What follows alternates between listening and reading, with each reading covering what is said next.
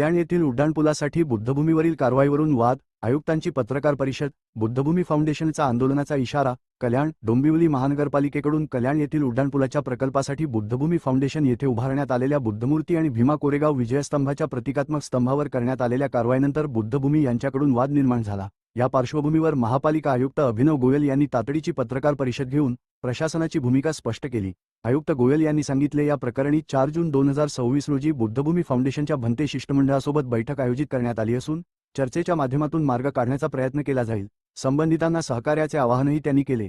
दरम्यान या कारवाईनंतर बुद्धभूमी फाउंडेशन आणि विविध पक्षीय अनुयायांमध्ये नाराजी व्यक्त होत आहे। बैठकीनंतर पुढील रणनीती ठरविण्यासाठी संयुक्त बैठक घेण्यात येणार असल्याची माहिती देण्यात आली आहे। दुसरीकडे याच संदर्भात वंचित बहुजन आघाडीचे ठाणे जिल्हा प्रवक्ते गौतम रत्न महाथेरो यांनी संबंधितांशी चर्चा केली असून या विषयावर ज्येष्ठ आंबेडकरी नेते बाळासाहेब आंबेडकर यांच्याशीही दूरध्वनीवरून संवाद झाल्याचे सांगितले। हा प्रकल्प बंद पाडल्याशिवाय आम्ही शांत बसणार नाही असा इशारा वंचित बहुजन आघाडीच्या पदाधिकाऱ्यांनी दिला आहे। तसेच महापालिका प्रशासनाच्या भूमिकेवर टीका करत आंदोलनाचा इशाराही देण्यात आला। यावेळी श्रीकांत शिंदे यांच्यावरही टीका करण्यात आली। या प्रकरणामुळे कल्याण डोंबिवली परिसरात राजकीय आणि सामाजिक वातावरण तापले असून 4 जून रोजी होणाऱ्या बैठकीकडे सर्वांचे लक्ष लागले आहे। बांधुनी ईस्ट वेस्ट फ्लायओव्हर म्हणजे विठ्ठलवाडी शमशानभूमी जगदीश दुग्धालय रोशन पेट्रोल पंप विकास योजनेतील 24 मीटर रुंद उन्नत महामार्ग ते आहे। त्या उन्नत महामार्गच्या त्यामध्ये येणाऱ्या तथागत गौतम बुद्ध यांचे 4 मूर्ती व इतर संरचना ज्याच्यामध्ये पत्राचे 3 छोटे शेड होते असे महापालिका मार्फत स्थलांतरित करण्यात आले।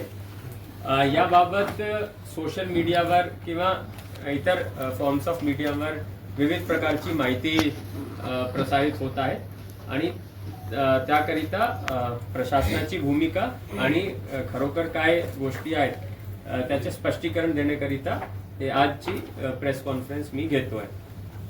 आपल्याला माहित असेल तर हे जे काम आहेत हे MMRDA मार्फत सध्या चालू असून हे 4 पदरी फ्लायओव्हर आहेत आणि 4.1 किलोमीटर याची लांबी आहे आणि सदर प्रस्तावित उन्नत मार्गामुळे वाहतूक कोंडी सुटण्यास मोठी मदत होणार आहे आणि या मार्गामुळे कल्याण मुळबाड रस्ता ते बदलापूर रस्ता ते विठ्ठलवाडी रस्ता या ठिकाणी वाहतूक सुरळीत राहण्यास मदत होणार आहे। या प्रकल्पाची सुरुवात ऑक्टोबर 2024 मध्ये करण्यात आली आणि एप्रिल 27 पर्यंत हे काम पूर्ण करण्याच्या शासनाच्या आणि MMRDAचा मानस आहे। आता या कामामध्ये जे अलाइनमेंट आहे त्याप्रमाणे जे आपल्याला ROW आणि भूसंपादनाची जबाबदारी ते महानगरपालिकाची असते आणि महानगरपालिका मार्फत आपण भूसंपादन करून MMRDAला हस्तांतरित करत असतो। जर आपण या फ्लायओव्हरची अलाइनमेंट पाहिली तर याच्यामध्ये जवळजवळ 11,638 चौरस मीटरची क्षेत्र जात आहे।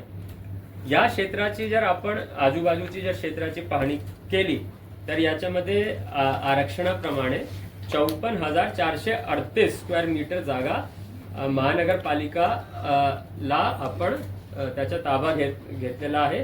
TDR मार्फत भूसंपादन करून हे महानगरपालिकाचे नावावर आलेली आहे आणि ते 7/12 आज रोजी महानगरपालिकाच्या नाव आहे आणि हे जे 11,638 स्क्वेअर मीटरची जागा जे उन्नत महामार्गचे खाली जात आहेत ते जागा पण आज रोजी महानगरपालिकाचे नावावर आहे। 7/12 महानगरपालिका आहे आणि त्याकरिता आपण भूसंपादन करून त्याचे TDR पण संबंधित खासगी शेतकऱ्यांना दिलेला होता आणि त्यानंतर आपण याच्या भूसंपादन करून याला MMRDAला हस्तांतरण करण्याची प्रक्रिया या उन्नत महामार्गासाठी केलेला आहे।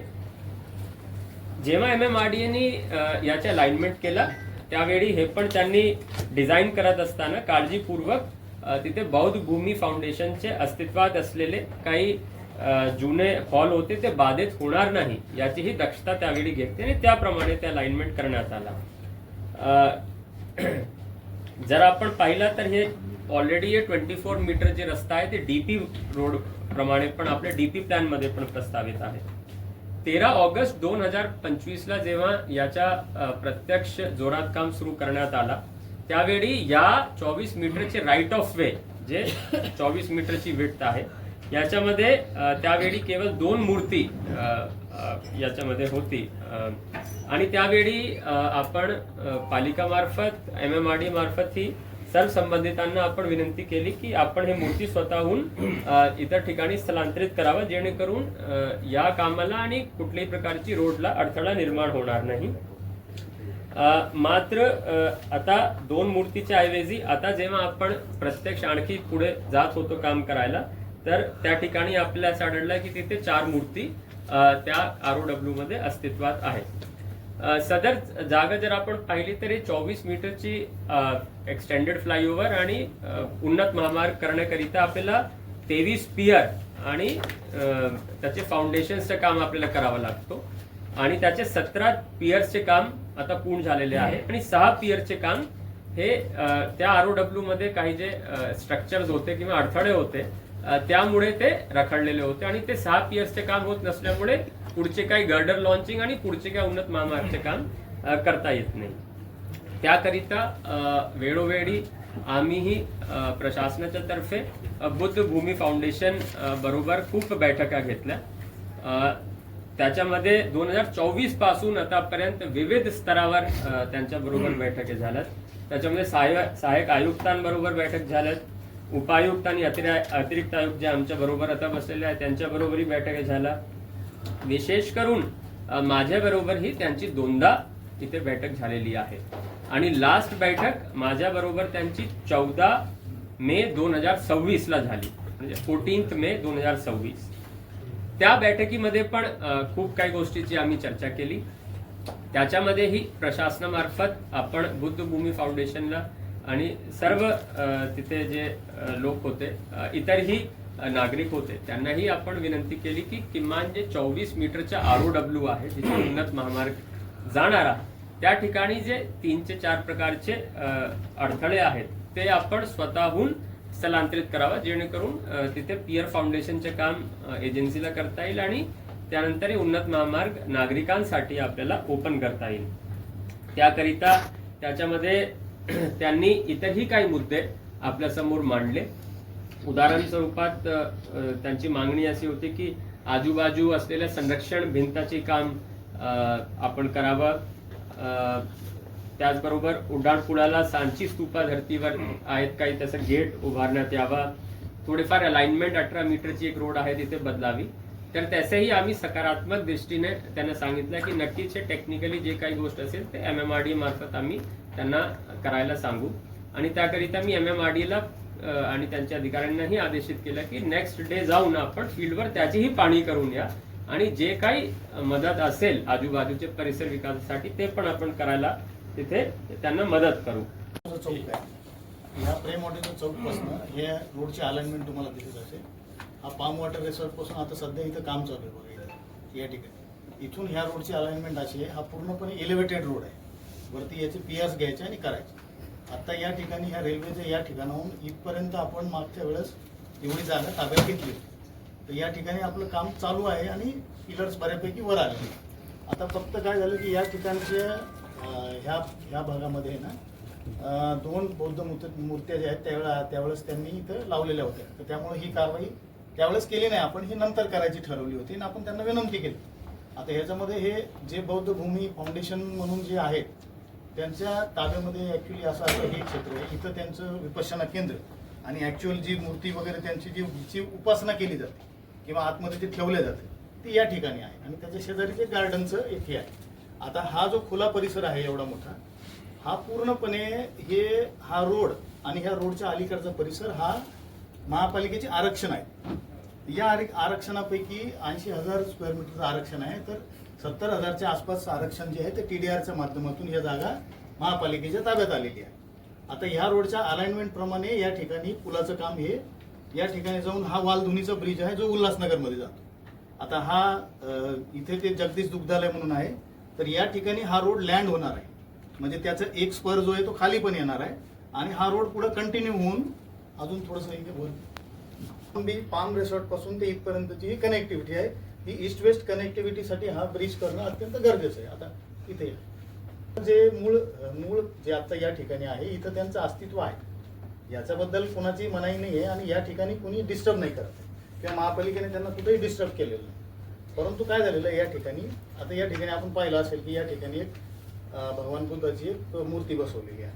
तर ती अशी चबुतरा करून बसवलेली आहे. डेव्हलपमेंट जर आपण पाहिली तर 2010 नंतर साधारणपणे ह्या अशा मूर्त्या काही लावलेल्या आहेत, काही तर आता ही कारवाई झाल्याच्या नंतर या ठिकाणी काही लावण्यात आलेली आहे. असं आता याच्यामध्ये आरक्षणामध्ये हा एक रोड इथं प्रपोजल आहे. आता ह्या फाउंडेशनच्या वतीनं ह्यांची मागणी अशी आहे की बाबा ही सगळी जागा जी आहे ती जागा आम्हाला मिळाली पाहिजे.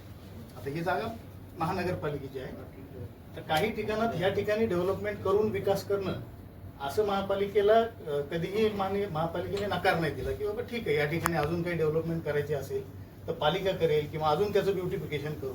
जसं आपण ईस्ट साईडला जे आता हे बांधलेलं आहे त्या पद्धतीने डेव्हलपमेंट करायला नेहमीच इथले सगळे मंडळी आणि प्रशासन देखील त्याला पॉझिटिव्ह आहे.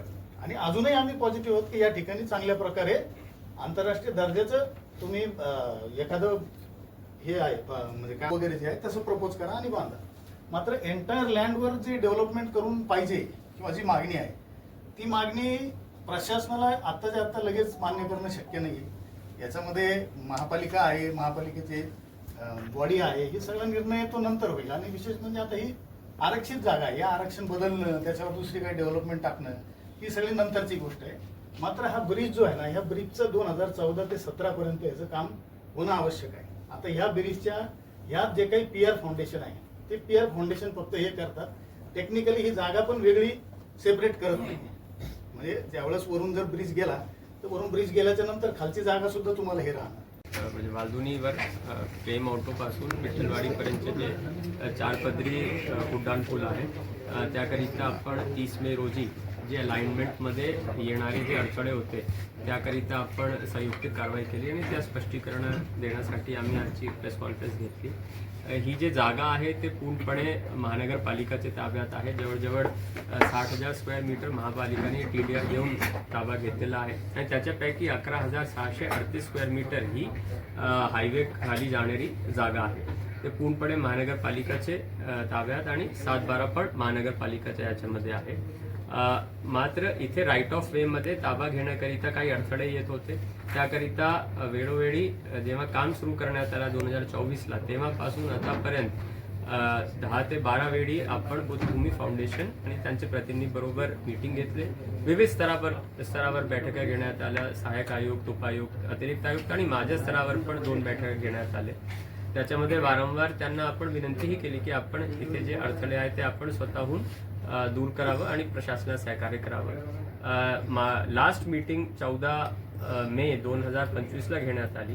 त्यावेळी आपण विनंती केली आणि त्याचबरोबर सकारात्मक चर्चा करून त्यांचीही काही मागण्या होत्या की आजूबाजू काही परिसर विकास करायचे, काही अप्रोच रोड करायचे, एक स्टुपा स्टाईलनी एक कमानी करायचे किंवा रिटेनिंग वॉल करायचे. तर त्याकरिताही प्रशासनाची सहकार्याची भूमिका होती आणि त्यावर आपण मीटिंग क्लोज केली.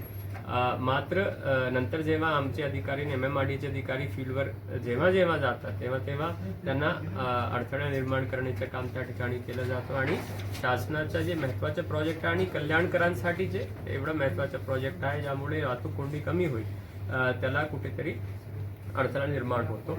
म्हणून 25 तारखेला परत बुद्धभूमी फाउंडेशनला त्या ठिकाणी नोटीसही रीतसर बजावण्यात आला की या राईट ऑफ वे मध्ये फक्त 24 मीटर अलाइनमेंटची राईट ऑफ वे मध्ये जेवढे अडथळे आहेत ते आपण स्वतःहून दूर करावे आणि प्रशासनाला सहकार्य करावं.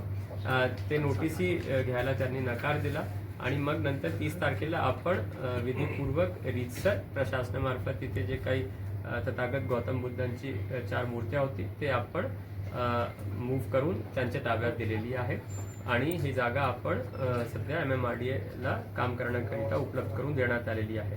याच्या पलीकडेही बुद्धभूमी फाउंडेशन बरोबर जेव्हा फोनवरही नंतर बोलणं झाला तर त्यांची इतर काही मागणी आहेत की ज्याच्यावर त्यांना प्रशासनाबरोबर आणि माझ्याबरोबर चर्चा करायची, तर तेही या आठवड्यात किंवा पुढच्या आठवड्यात वेळाप्रमाणे आम्ही त्यांच्याशी चर्चा करायला तयार आहोत आणि टेबलावर बसून चांगल्या रीतीने शहराचा विकास कसे होईल आणि आजूबाजू या परिसराचा कसे विकास होईल याच्यावर सकारात्मक चर्चा करण्याकरिता आम्ही एकत्रित बसणार आहोत.